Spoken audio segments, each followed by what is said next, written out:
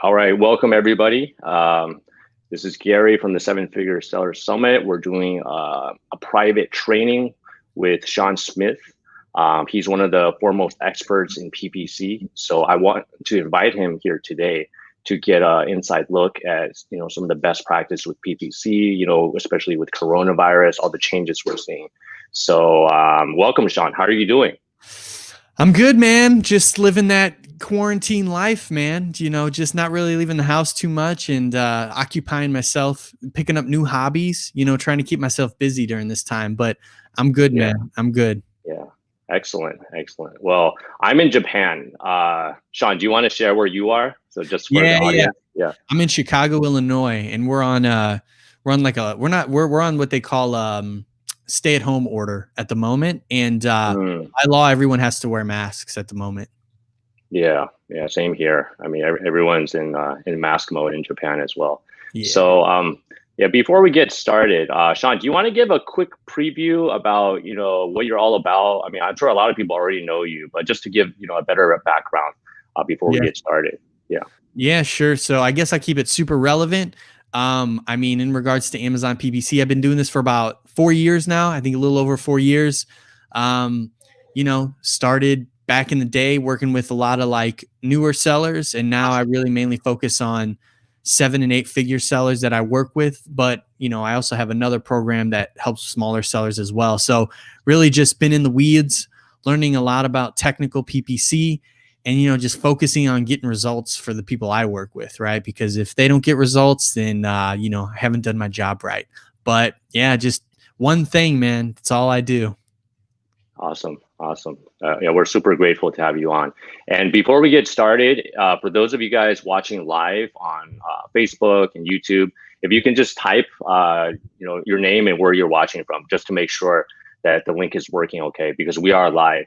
There's like stuff that could happen. So if you can't see and hear us, if you can just type that in the chat window. So meanwhile, so to kick things off, Sean, a lot of things are changing the past couple months. I mean, basically the whole world is, nowhere near what we thought it was.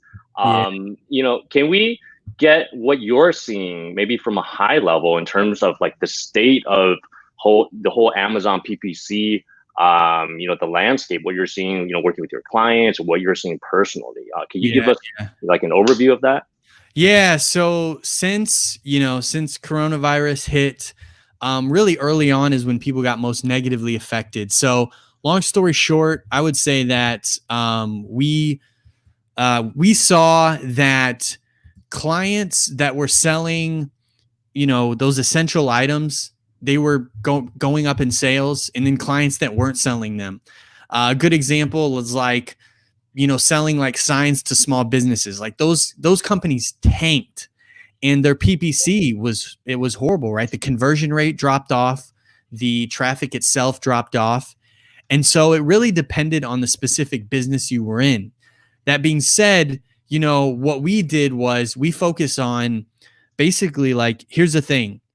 When you're working through this, you can't really improve the ACoS a lot because it stinks across the board. And so we focused on capping daily spend as a percentage of total revenue so that we don't overspend.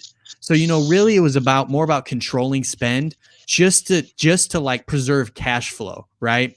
Because if you don't have a cap on your spend, then, your cash flow can go down. Your cash flow goes down, right? Because you get these payments from Amazon after, all this stuff's deducted. And so to preserve cash flow, that's kind of how we did it. And it really depended on the client, how they wanted to do that. But yeah, man, I mean, really like a lot of businesses were negatively affected, which was really sad.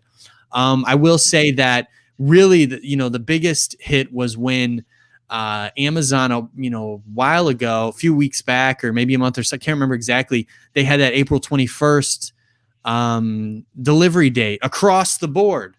And that killed, and I think they took off Prime badges. That like killed, that killed conversion rates and killed traffic, right? Because people are used to, that 2-day shipping, right? And so then Amazon, they pivoted, they started hiring, they figured it out. And right now shipping times are better than they were. And so performance is pretty good for a lot of my clients. I will say I got lucky because a lot of my clients are larger with like big brands and stuff like that. So they tend to be able to survive these things. But for some of the clients that either had those products that were not essential, then, even if were a big brand, they got hit. So yeah, it was just sad, man. But I mean, like, dude, I know I was talking to one guy and they were selling like those gloves, the latex gloves, and they 10x'd their monthly revenue. It was crazy, man. So, Yeah. and then now they have the COVID store. I don't know if you guys are familiar with this, but they have a new specific location, specific store for coronavirus. One of my clients is in there, and they're going to be selling these items, and the state has changed, right? So now they're going to have this COVID store that's exclusive to certain sellers. I don't know. I don't really know much about it, how to apply for it, but I think Amazon's letting limited brands in. But I think on the one hand, I think it's just, it's a rough time, man. So, and this is really when people, start thinking about their cash situations and how they can preserve cash and survive these things. Yeah, 100%. I mean, preserving cash flow, I think you really hit the nail on the head because Yep. it's kind of like the lifeblood of your business, right? If you run out of cash, if you can't, turn the lights on, or if you can't turn your like internet on, I mean, you're dead, right? So I think that makes a lot of sense. And then a lot of sellers feel in terms of PPC, they should temporarily like reduce or even pause their advertising on Amazon if they're selling non-essentials. I'm curious, what's your take? What are you seeing, in terms of your clients if they're selling? Yeah. So, we're capping ad spend to revenue ratio. I mean, you can pause ads as well. I don't think it would.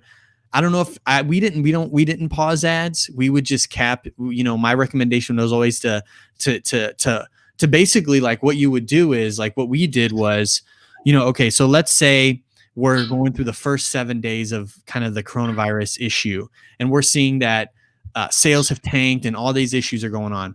Well, then when we do our optimizations, usually we look at a 14-day window. But, during this time period, we'll probably look at like a 5-day window, a smaller window post, problem. And so we'll look at that window to optimize. It's kind of like holidays, right? Like when you're in Christmas, during Christmas time up to a certain date, your conversion rates are skyrocketing and your ACoS is super low. But after that, it goes the other way. Conversion rates dip. So if you optimize based on the past 30 days or 14 days, it includes that false data set of holiday data that you're optimizing with. So you want to optimize like afterwards, right? And so it's the same thing with the coronavirus. Like we would change our optimization timeframes and we would shorten them and really tailor them to what's going on recently. That's kind of how we did it. Yeah. And capping that daily stuff, that's a big one, man.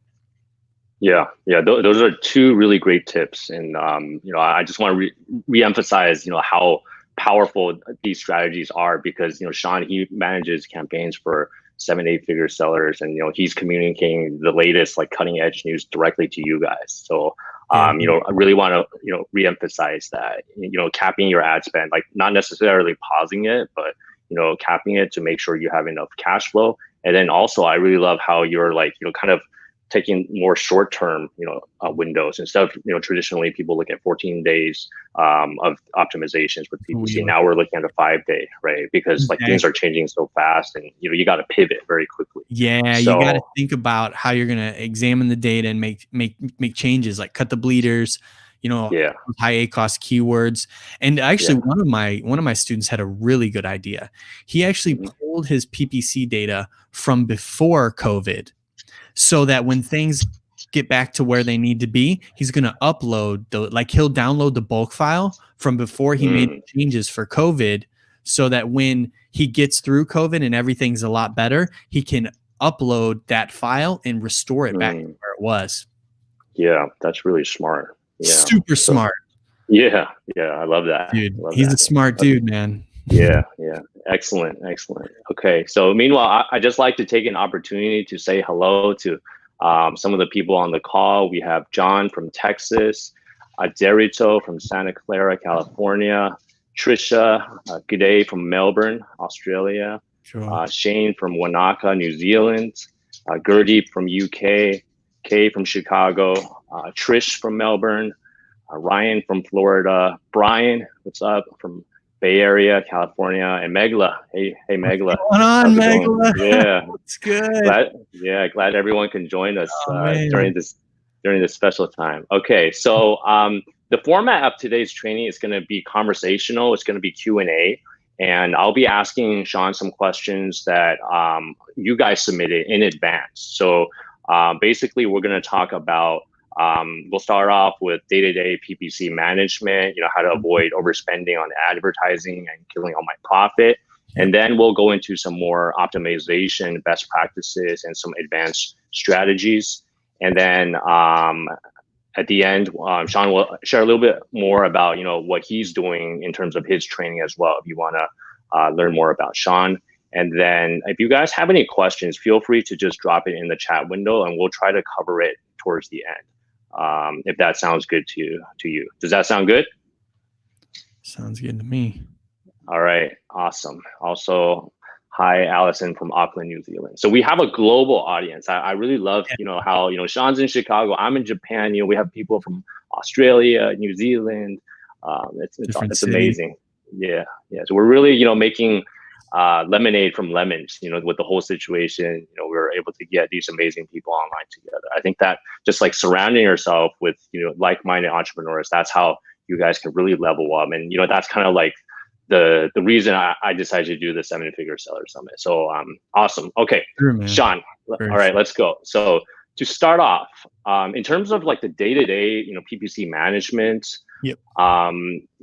Maybe on a high level, let's talk about goals first. So, when a seller launches a new SKU, for example, in your opinion, what should the goal of a PPC campaign be during that initial launch period?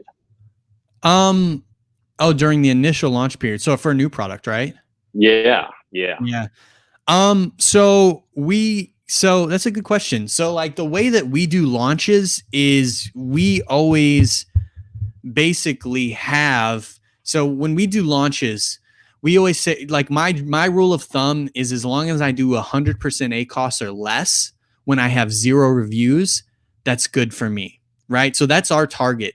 And we don't do targets at the campaign level. We do them at the SKU level because we like to look at how the product itself is performing, not necessarily a campaign, because campaigns vary by their type, right? Like an auto campaign is completely different from a keyword campaign. So it's going to have different behavior. And then a product targeting campaign is different from a keyword campaign because of how it's targeted and the category targeting. So, and it's hard to nail down what the goal is for that, right? Usually because of how different they are. Like an auto campaign usually is going to be higher ACoS because why? Because it goes wider. So, we look for 100% or less. And I will say that I've been kind of like modifying how I view things these days and how we do things. I used to really, push, auto campaigns, doing an auto and a manual and, doing your keyword research. But honestly, like I was talking to a few of my students in my high ticket program and, just collaborating with them and, walking through some launches they've done. And really, I think the best method, and it makes sense to me as well, is not to launch an auto campaign just because you don't have as much control. And especially because we work with brands that are like focused on profit, right? They're focused on profit. And honestly, if you do enough keyword research, you're most likely going to cover the board.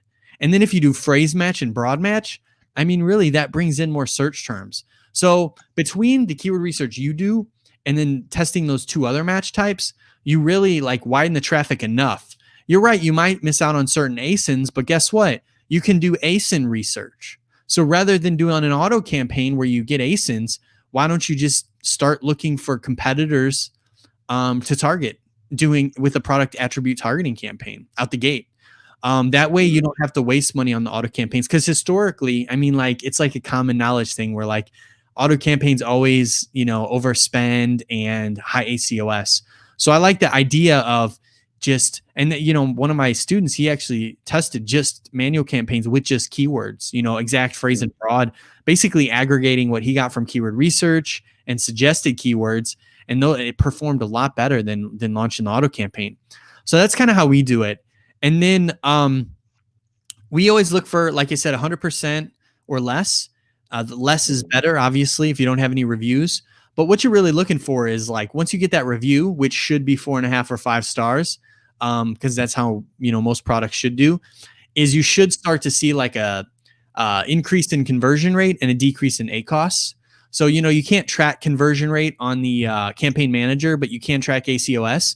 So, and really, like, ACoS and conversion rate are pretty inverse. They have an inverse relationship. So ACoS goes down, right, when you get that first review. So that's what you're looking for. You're looking for the ACoS to go down. Now, in regards to budget, I mean, that, a lot of people say, like, I don't have a budget. I've had so many people say they don't have a budget because they like assume that as long as it's doing well or it's getting sales, you don't need a budget. But you really do need a budget, because the shopper behavior on Monday might be different than Tuesday, than Wednesday, than Thursday, than Friday, than Saturday, than Sunday. And then if a holiday comes up, so you want to stretch out, your budget across multiple days, and it gives you a larger data set, because like data from one day is not as good as data from 14 days.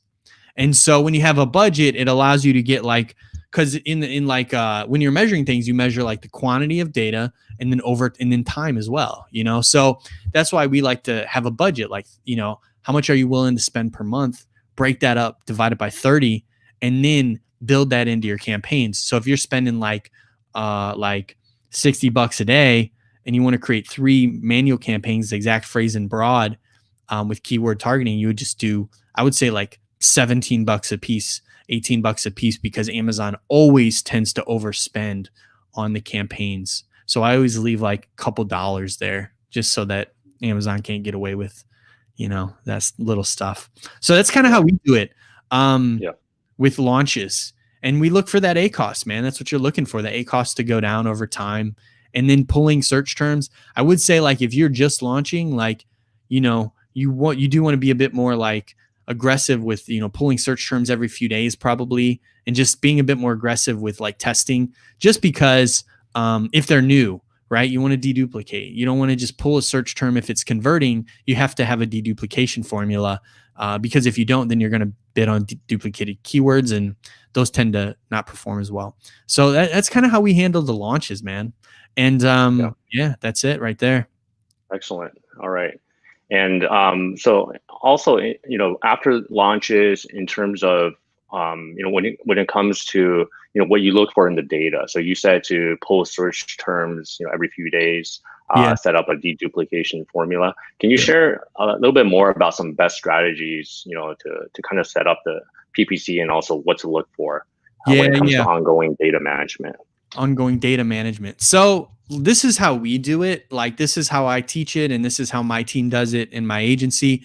We'll separate out search terms into 2 buckets: search terms with 3 or more orders, and then search terms.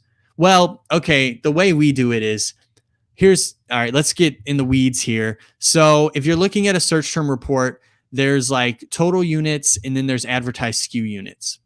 Now, the difference between these 2 data sets is the total units is all of the units, but the advertised SKU units in the search term report says that the ad that was clicked on is the same as the product that was bought, right? So if we have, now this is where it gets a little tricky. So if you have a listing, a standalone listing without variations, then using advertised SKU units is a really good metric to use, because it kind of weeds out the instances where your product was clicked on but not bought.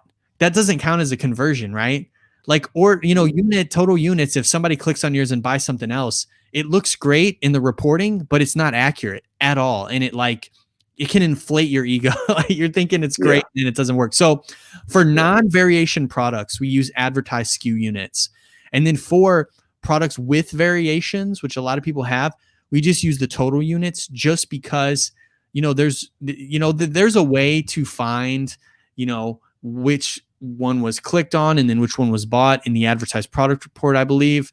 But cross-referencing those data points and aggregating that would take forever. So we just use total. And so that's kind of how we select the data based on how the product is structured in the listing. And then we segment it out into 3 or more, and then 1 to 2. Just because I did an analysis a while ago and I just saw like that. For me, 3 or more was the magic number where conversion rate really went up. This is observational. I just like pretty much downloaded reports from like a bunch of my clients, aggregated it, and did like a analysis on it.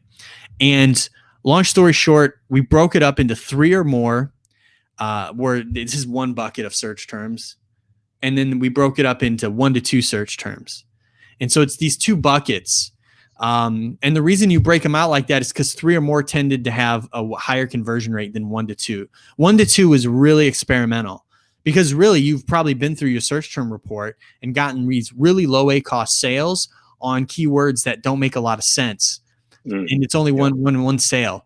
And so you might be thinking, oh, I got a conversion. But when you test that in the wild, it's not as strong of a data set. And so we do that and we break it out. That tends to work for us. And then with that bucket of 3 or more, we do exact, phrase, and broad. And we have, well, I mean, dude, I use like a bunch of different formulas, but long story short, we basically make the exact, the highest one, the phrase, the mid, and the broad, the lowest.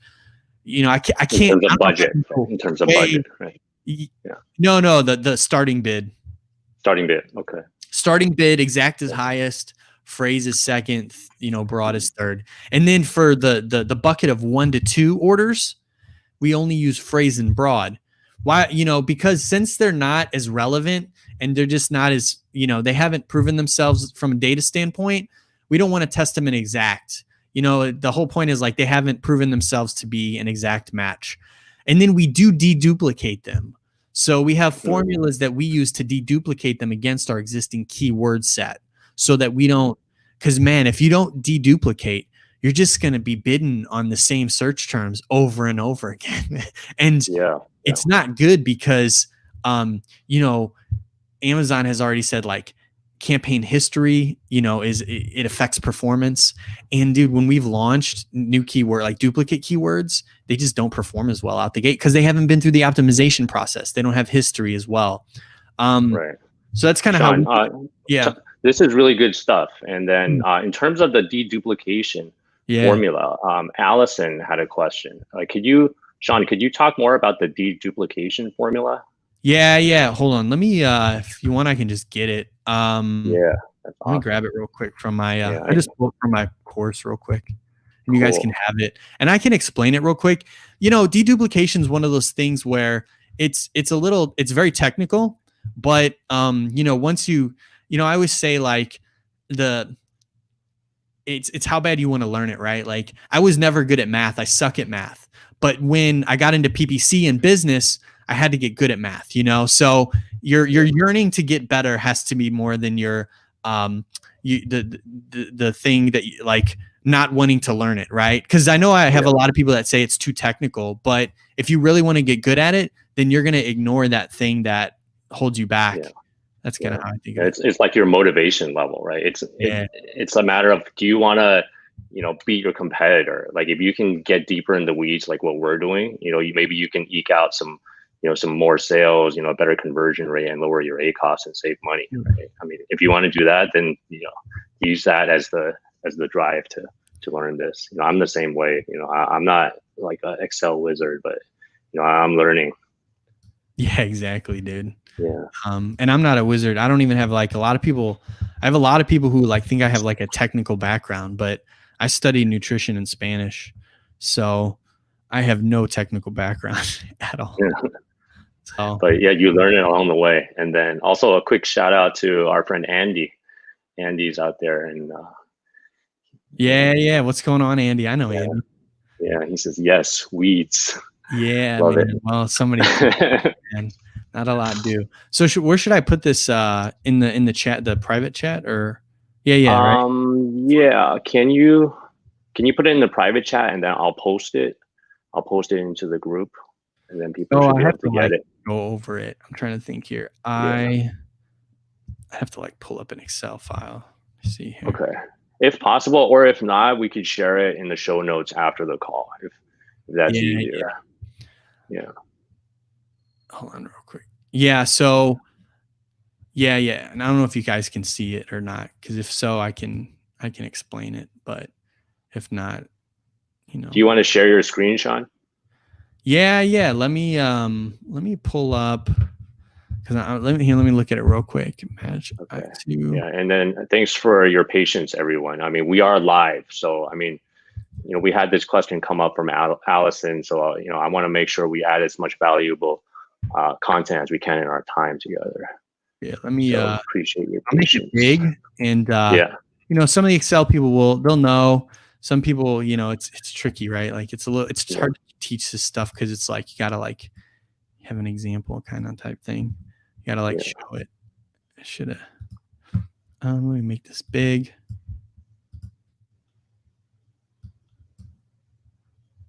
Actually, not that big. All right, I'll share my screen here now. All right. Hold on. That was not a good paste. Why does it look like that? That's so weird, dude. Is it okay, or should we share that after the call in the show notes? Let me do something real quick, because I don't know if it'll be big enough for everybody to see. Yeah, okay. I'll share it later. Okay. Yeah. All right. Well, we'll get back to that. I'll make a note of that.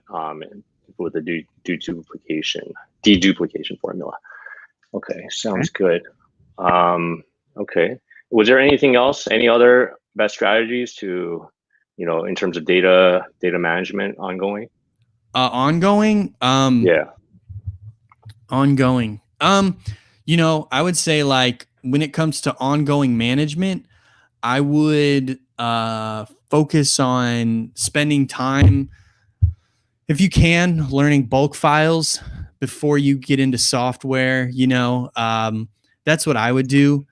Learning bulk files has really helped me because I'm not a technical guy, and softwares early on, they were very limiting for me. They're getting better, but even then, if you have a software, you're really at the whim of that software's basically whether or not they're going to develop something. And the way Amazon rolls out features for advertising, they roll it out in Campaign Manager first, bulk files, then the API. And so I used to just think learning the bulk file would be good enough, but now I know that I got to know Campaign Manager too, because for example, sponsored display ASIN targeting is not available in bulk files. It's only available in Campaign Manager. So if I want to stay ahead of everyone, I got to get it. I got to be on the features that get a return on investment, and so I've got to be learning Campaign Manager. That's one thing. But day-to-day management, dude. We just I would treat it like a system. You don't need to be in there every day. I would say you need to give it time. So we don't go in there every day. We don't go in and look at everything every day. We just have systems and processes in place where we make optimizations. We'll do one process twice a week, and then we'll do another process once a week based on results and stuff like that. And we find that really helps because it helps us look at, because PPC is not like a day-to-day thing, right? It takes, and then there's sales attribution that you have to wait for. So that's kind of how we do it. We do it on a they'll do processes and systems, one on Monday, one on Thursday, and then one on a different process on Monday, and we try to do them at the same time. And then what we do is, the reason I like bulk files is you can actually save a before and after. And so, for example, if you make changes to something, you can actually preserve before you made the changes. So that if, for example, you make an optimization to 100 keywords and it kills your PPC or something, then you can roll it back, just upload that previous file. So that's a big one, man. That's higher level. That's how I would manage it if I was doing. That is how we manage it, actually. and just thinking of it more like a systems. And you don't want to get in the habit of, I call it like, dude, I used to do this so much. I call them random acts of optimization, where like I would just go into Campaign Manager and I would randomly look at different time frames, or I'd look at like last 7 days, and then I would just freak out about something and then go make bid changes. You don't really want to do that because you're not recording it. And you know, it's so funny. Like I'll have students, they'll send me stuff, right? They'll say, they'll send me like, hey Sean, my ACOS is 40%. What do I do? And then I'm like, dude, like, okay, it's 40%. Is that at the account level? Is that at the SKU level? Is that at the campaign level? What's the time frame on that? You see, like you need to know these details to make decisions. And so even like really large sellers will just like send me a message like, hey, you know, this is not doing, here's this. And then, but there's no context around it. And so, yeah. So, avoid those random acts of optimization, like just going in and changing things. You can't track what you're changing, you know, and it's not good for you. Like you're trying to learn the system and learn its behavior at scale, you know? Right. And Sean, I just wanted to dive a little deeper because I know that you probably have a very complex set of processes. You know, some you do twice a week, some you do once a week. We may not have enough time to get into all of it. But if you were to apply the 80-20 rule, like what would be like the top one or two things that the people watching today should focus on when it comes to, you know, these, like treating it like a system?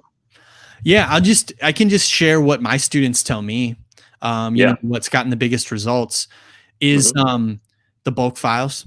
You know, that's the big one, dude. Like, you know, a lot of people that join my program are like, dude, like nobody has taught me how to do this. Now I can change. You know, everybody taught me to use Campaign Manager, or they taught me this kind of way, but nobody taught me how to do technical PPC.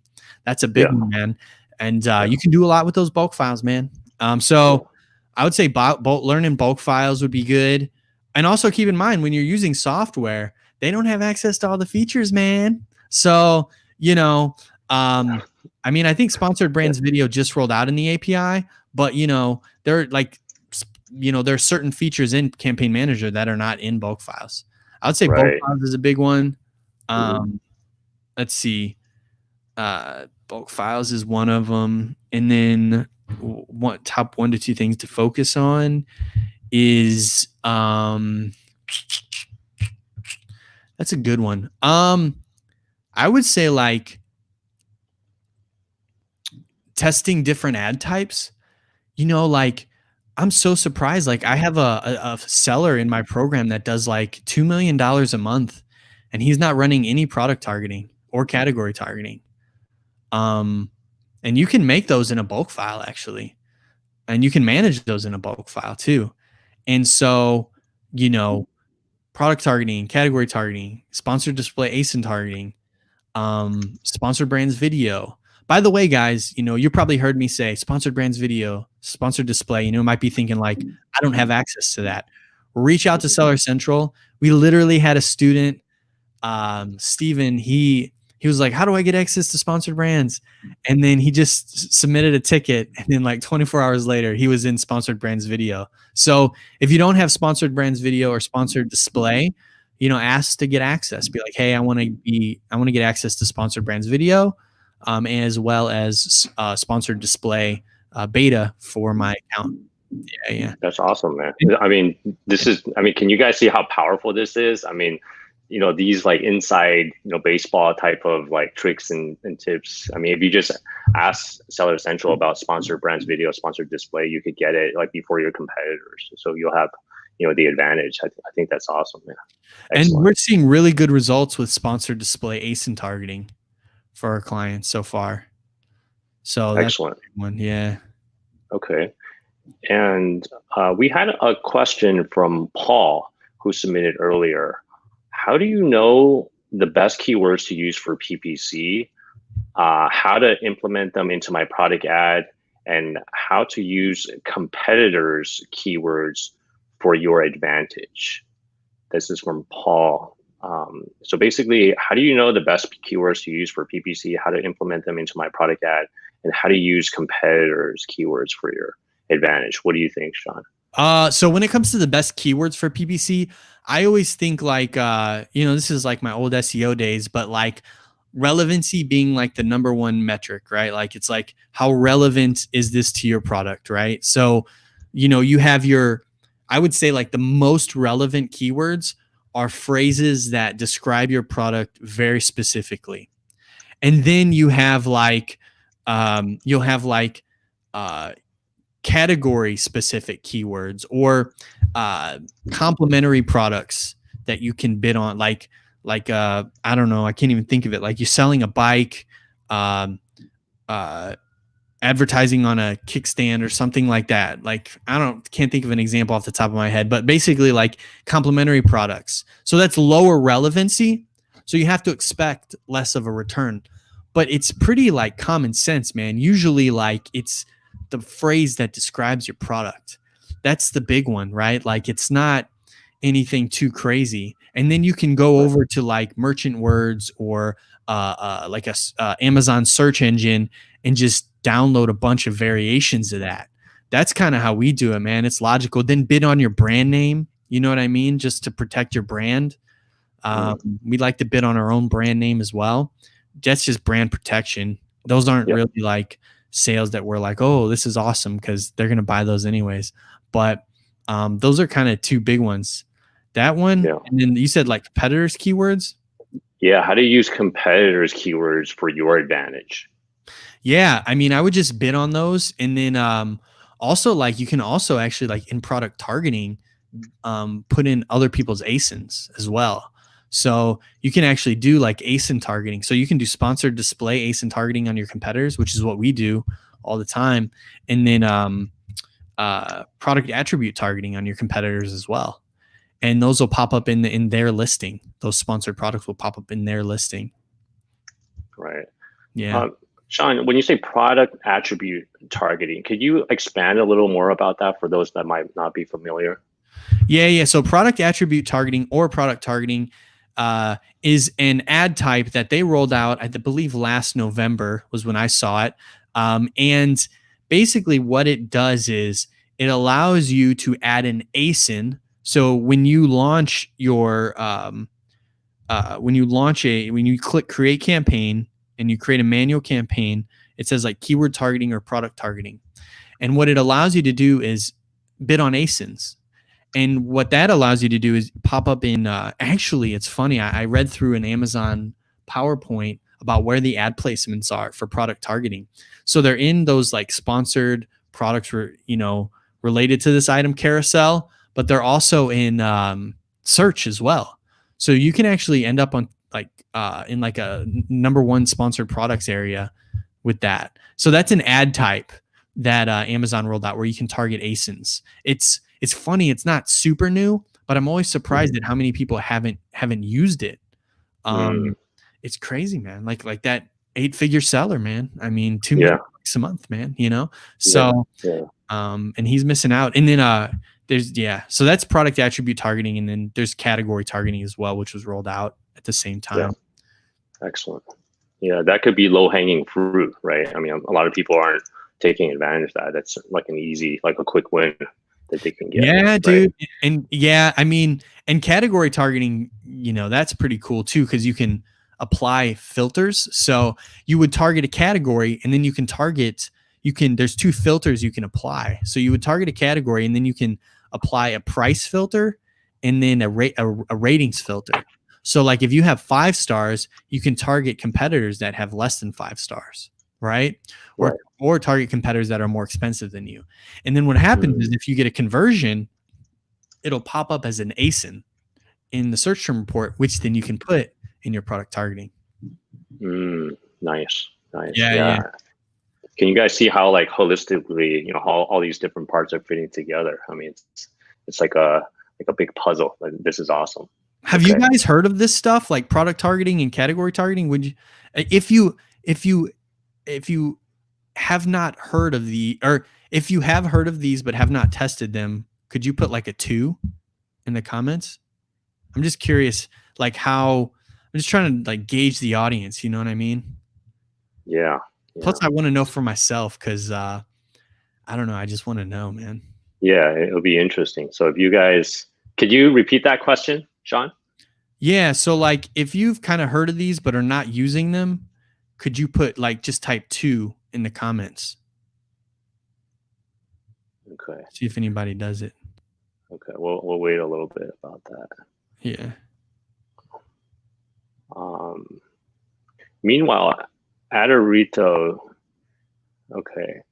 Adarito said, he Allison. asked, can you speak a little bit about bid placements? And Sure. Allison says, yeah, ASIN targeting, yes. Oh, cool. And I know. and then another user said, this is great stuff. I'm all new to this. Thanks. Sorry, I couldn't see your name in Facebook. Trisha says, heard of these, but not using them because I'm running out of stock. And then we got a couple people that say they've heard of them but are not using them. Cool. Yeah, but 3 people type 2. Kid Ryanomites, Adorito, and K. So they've heard of them but are not testing them. Yeah. Yeah. So they said 2. So 3 people said 2. And Brian also said 2. Cool. Yeah, so and 4 then, people said. can you speak a little bit about bid placement? Yeah. So, okay. So bid placement. So I did it like a 38-day experiment on bid by adjusting the bid by placements. I did 100%. And my hypothesis was that if I created 2 versions of the campaign. So I duplicated the campaign. One was 100% bids by placement to top of search, and the other one was to product pages. And I put 100% on one and 100% on top of search, 100% on product pages. And then I wanted to compare that against campaigns that had no manipulation of bids by placement. And our result was it worked, man. I mean, the traffic, was redistributed towards top of search and product pages. And I'm liking it. It wasn't as much as I wanted it to be. 100% did not make the change that I wanted. It wasn't as extreme. I really wanted the majority of the traffic to be on one placement because that's what I wanted. I mean, it doesn't need to be 100% because I know that's not how it works. So I'm going to test 200%. I'm actually right now testing 200% to see if the distribution's even more extreme. And so that's kind of what I do, but I really like it, man. They do perform differently. Like the amount of traffic that goes to product pages is way more than the amount of traffic that goes to top of search. Top of search conversion rates are way better than product pages. Yeah, I like it, man. I like it a lot. And so I want to test it. The only issue, I am using it now, but the only issue is when you do top of search, I found this big issue with one of my students. So I have students that came to my program, but they, Adarito says, did you decrease the initial bid? I did. So did I decrease the initial bid? So here's what I did. I went a little aggressive. So I actually went above. And the only reason I went aggressive is because this client's products perform very well. So I went about like 10 cents above the average cost per click of that product. So it was like 44 cents, right? So 44 cents across the board for these keywords, and then 100% at top of search and 0% at product pages. So, you can decrease the bids as well because 100% is double. So it really depends, but I would recommend probably just to be smarter to like decrease that initial bid, and then multiply it and see how much you're willing to spend. Because if it's 44 cents and you do 100%, you're going to be willing to spend 88 cents, 44 times 2. So do the math, and then make the decision. I agree with that you should do that. I just didn't do it because this client's products, they just kill it, and we have no super low ACOS, and I just wanted to push. I just wanted to get the top ad placements. Yeah, excellent. Okay, so in terms of optimization best practices, and we have just a little over 10 minutes. I know, Sean, you got to run after this. We got another 13 minutes. Do you want to do the next question from someone, or do you want to go through the optimization? Yeah, I saw that Shane had a question. Advice on bidding strategy. Seems to be a lot of advice, different advice going around. And then several readers submitted similar questions. Rick said, knowing how to change bids to find the sweet spot between wasting ad spend and achieving low A costs. So this seems to be a popular question. Can you speak more about this, Sean? So do you want me to do Shane's first or the other guys, or how do you want me to? The bidding strategy is yeah, let's do Shane's first because he submitted. Right. He was the next question. It'll probably answer the other guys too. Yeah, yeah. So really, what are we trying to do with our bids, right? What's the goal of a bid? Well, the goal of a bid is, it depends on the goal of your business. If you're like a big brand and you don't care about, return on ad spend, the goal is to just take up as much visibility as possible. So just win the ad auction every time. But the goal of a profit-driven private label seller, which is the majority of what I work with, is really to find, like you said, find that sweet spot. And so what are you looking for? You're looking for not to bid so low that your traffic gets completely killed, but you don't want to bid so high that you overpay. Overpaying is a real thing. I've seen it before. You can overpay in the ad auction. It happens. And so what we use as starting bids is we use historical cost per click data from products. So what we'll do is we will use whatever. So, if you download a 60-day search term report, there's a column called cost per click. And what we do is we have a formula. It's called a weighted average, where we average out what the cost per click. We'll filter the campaign name by the specific product, right? Because you have to filter by your product, because you don't want to just get your average cost per click across all your products, because they'll be different by category, all that stuff. If you have the same products, then you don't need to do this. So we'll filter by that specific product. Then we'll take that CPC data and I'll create an average or I'll create a formula where basically like it will average all of the CPC data, but it also includes the click data. So for example, if you have 2 clicks at a CPT of $3 and then you have 20 clicks at a CPC of $1, the CPC with 20 clicks will actually influence the average more based on the click amount. So we use that type of formula to determine like kind of what our starting bid is. And we break it down by match type.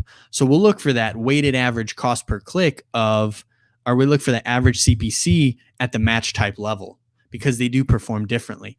So we use historical data. I think that's the best way to do it. I know a lot of people, I don't know if they still teach this. I don't really spend a lot of time in other people's programs and stuff, but a lot of people would just say, set it to like $2. That like people give these general rules of thumb, but really you should be using historical data to make those decisions. And if you don't have historical data, like if it's a new launch, when your product goes live, what you can do is go to create campaign and then look at what the suggested bids are. And that can give you some insight into that, Interesting. Okay. Excellent. All right. Okay. So I hope that answers your question, Shane. And then finding that sweet spot. He's probably talking about optimization, right? Yeah. Finding that sweet spot between wasting ad spend and achieving low A costs. Yeah. It really depends on a lot of different factors like conversion rate. And, there's a lot of different variables you have to look at. But what we do is in terms of optimization, we look at we kind of have a formula where we find the difference between the current A costs and the target A costs. And then we decrease the bid based on that. So, if we have a 50% A cost and our target's 30, we'll decrease that bid by 20%. But we also have a what I call a basement bid. So basically what happens is we say that we're not willing to decrease our bid to, more than 20% below our cost per click, because we've seen that if a keyword has 150% A cost and our target's 20, then it'll go down to we've seen negative values where it goes down to negative. So that's kind of how we do it. And that really helps us control the spend over time. And then you can alter that difference. So that's kind of how we do it.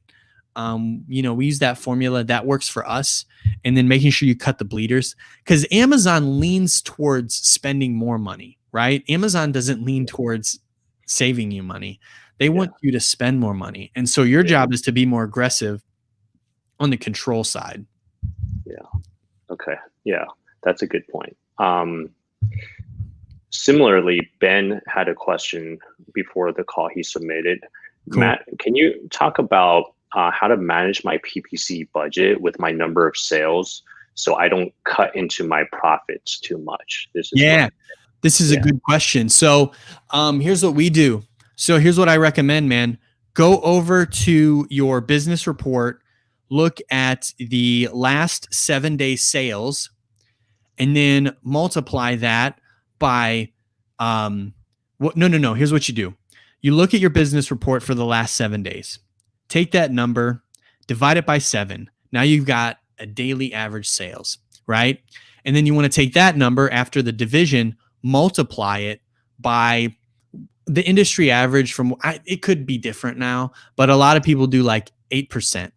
And that is how much you should make your daily cap. But here's the issue. Don't do that. That's the industry average. Here's what you should do. You should find out what your current, I call it the ad spend to revenue ratio. Some people call it TACOS, true ACOS. I have a different methodology for it. It's basically taking your ad spend and dividing it by your revenue. So take your ad spend for the last 7 days, divide it by your revenue, find out what that number is. Let's say it's 14%. Well, then you say to yourself, okay, it's 14%. I'm overspending. I'm bleeding. Well, if you cut that down to 8%, you could really destroy your sales, right? So you want to bring that down over time. So, what you want to do is use that formula I talked about before, where you take the last 7 day sales, divide it by 7, and multiply it by 13%. And then put your daily cap, your campaign daily cap as that, or make that number your campaign daily cap over the next few days, see how that performs, and then decrease it gradually over time. We find that's really honestly, and a lot of people will say, Sean, I'm going to run out of budget, which means that my ads aren't going to be showing. Dude, I work with really large accounts where we run out of budget like in the afternoon, like $3 million a month, and we just run out of budget in the afternoon because we have a budget and we're not going outside of that budget. So that means we're not going to be advertising. And we don't care, because as long as that profit's there, that's all that matters. Yeah. Awesome. Sean, this is amazing. We have a couple more questions, but I know you got to run at the end of the hour. 5 minutes. Okay. Can you very quickly, I'll just machine gun quickly through these questions, and maybe you could just answer them all together if possible. Do you have the formula to calculate CPC weighted? Maybe we can share that after the call. So weighted, I'll just make a note, weighted average CPC. And weighted then, average. What was it? Madame Butterfly. I love the name. What if you're out of stock for a month and Amazon doesn't allow you to send any stock in? Do you still do PPC for your FBA products if you have FBM products which you can fulfill? No, I mean, if you're out of stock and you run ads to your FBA products, I don't think it'll do anything, because it'll show as out of stock.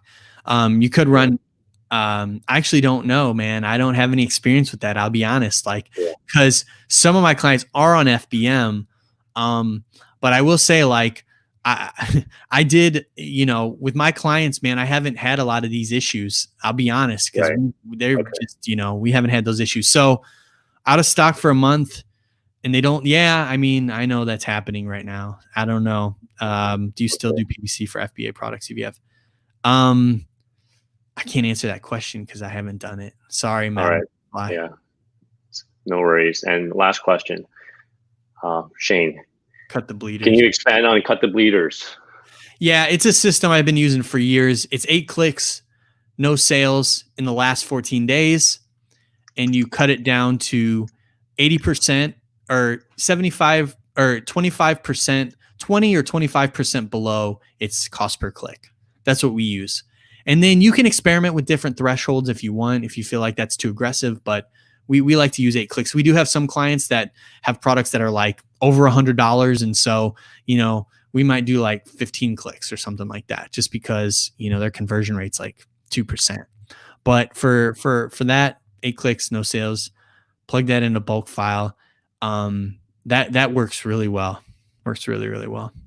Yeah, and Sean is famous for this line, so definitely that's one of the key takeaways today.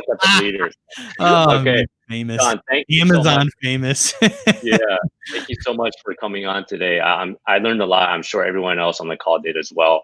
For people that want to connect with you to learn more, how should they connect? What's the best way?